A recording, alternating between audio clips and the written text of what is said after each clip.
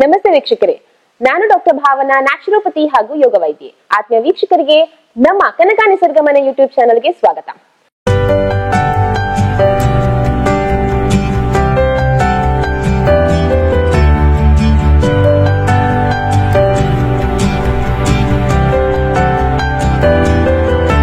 ಪದೇ ಪದೇ ನಿಮ್ಗೆ ಕೋಲ್ಡ್ ಆಗ್ತಾ ಇದೆಯಾ?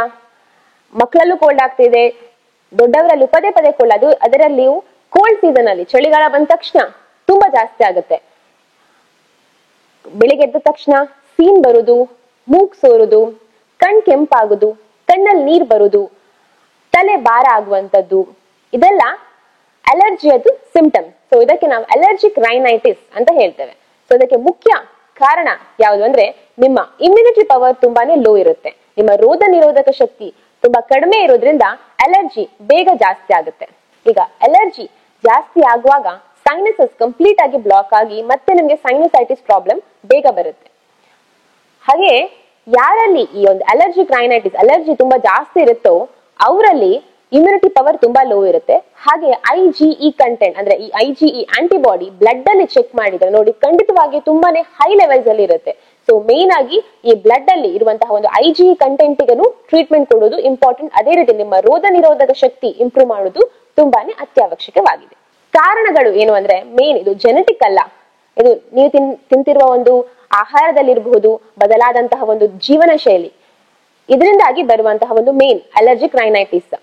ಸೊ ಮೇನ್ ಏನೆಲ್ಲ ಮಾಡಬಹುದು ಅಂದ್ರೆ ಮೊದಲಿಗೆ ಅರಿಶಿನ ಅಲರ್ಜಿಗೆ ಬೆಸ್ಟ್ ಮದ್ದು. ಸೊ 1 ಸ್ಪೂನ್ ಅರಿಶಿನ, 1 ಸ್ಪೂನ್ ಜೇನುತುಪ್ಪ, ಅದೇ ರೀತಿ ಅರ್ಧ ಚಮಚ ವರ್ಜಿನ್ ಕೊಕೊನಟ್ ಆಯಿಲ್ ಇದನ್ನು ಮಿಕ್ಸ್ ಮಾಡಿ ಪೇಸ್ಟ್ ಮಾಡಿ ದಿನ 3 ಬಾರಿ ಉಪಯೋಗಿಸುವುದರಿಂದ ಈ ಒಂದು ಅಲರ್ಜಿ ಸಮಸ್ಯೆಯಿಂದ ಹೊರ ಬರ್ಲಿಕ್ಕೆ ಆಗುತ್ತೆ.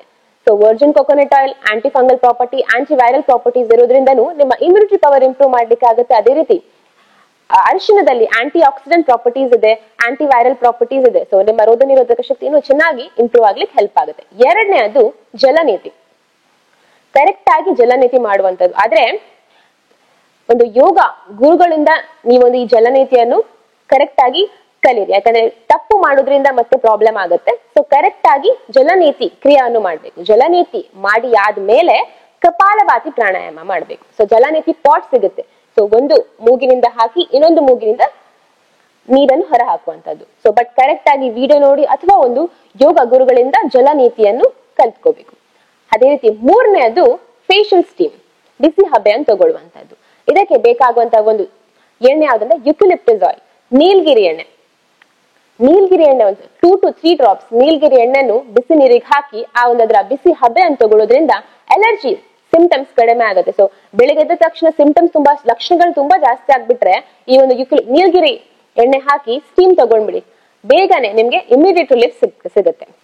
ಹಾಗೆ ಆಹಾರದಲ್ಲಿ ವಿಟಮಿನ್ C ರಿಚ್ ಇರುವಂತಹ ಒಂದು ಫುಡ್ಸ್ ಅನ್ನು ಜಾಸ್ತಿ ತಗೋಬೇಕು. ಅದು ಪೈನಾಪಲ್ ಆಗಿರ್ಲಿ, ಅನಾನಸ್, ಪೇರಳೆ ಹಣ್ಣು, ಹಾಗೆ ಕಿತ್ಲೆ ಹಣ್ಣು, ಮೂಸಂಬಿ, ಇದನ್ನು ಆಮ್ಲ, ಇದೆಲ್ಲೂ ವಿಟಮಿನ್ C ಇರೋದ್ರಿಂದ ನಿಮ್ಗೆ ರೋಗ ನಿರೋಧಕ ಶಕ್ತಿ ಹೆಲ್ಪ್ ಆಗುತ್ತೆ, ಅಲರ್ಜಿ ಕಡಿಮೆ ಆಗ್ಲಿಕ್ಕೂ ಹೆಲ್ಪ್ ಆಗುತ್ತೆ. ಅದೇ ರೀತಿ ಪ್ರಾಣಾಯಾಮದಲ್ಲಿ ಯಾವ ಪ್ರಾಣಾಯಾಮ ಮಾಡ್ಬೇಕು ಅಂದ್ರೆ ಮೊದಲಿಗೆ ಸೂರ್ಯ ಭೇದನ ಪ್ರಾಣಾಯಾಮ, ಸೂರ್ಯ ಅನುಲೋಮ ವಿಲೋಮ ಪ್ರಾಣಾಯಾಮ, ಅದೇ ರೀತಿ ನಾಡಿ ಶುದ್ಧಿ ಪ್ರಾಣಾಯಾಮ. ನಾಡಿ ಶುದ್ಧಿ ಪ್ರಾಣಾಯಾಮ ಇದೊಂದು ಬ್ಯಾಲೆನ್ಸಿಂಗ್ ಪ್ರಾಣಾಯಾಮ ಅಂತ ನಾವು ಹೇಳ್ತೇವೆ. ಈ ಒಂದು ಪ್ರಾಣಾಯಾಮವನ್ನು ಡೈಲಿ ಮಾಡಬಹುದು. ಸೊ ಇದೇನ್ ಮಾಡುತ್ತೆ, ಸೂರ್ಯ ಅಂತ ಹೇಳುವಾಗ ಬಾಡಿಯಲ್ಲಿ ಒಂದು ಹೀಟ್ ಅನ್ನು ಜನರೇಟ್ ಮಾಡುತ್ತೆ.